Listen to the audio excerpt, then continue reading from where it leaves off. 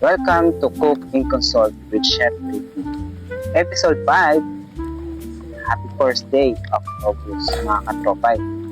Dahil maulan nitong mga nakaraang araw, tara, magluto tayo ng paborito kong sinigang Popeyes version.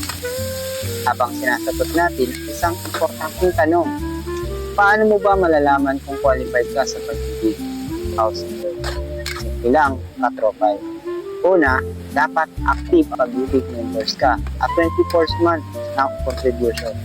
Pangalawa, may stable source of income ka na pwedeng employed, OFW o self-employed.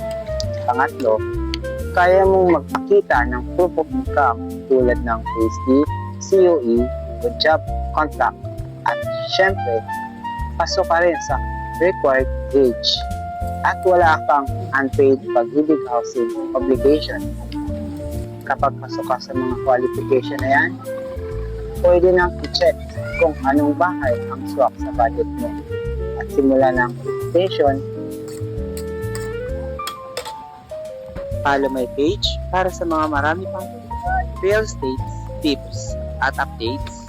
Ako si Chef Ricky, your property specialist. Tara, tulungan kitang mahanap ang bahay para sa pamilya mo. See you on the next one, mga katropay.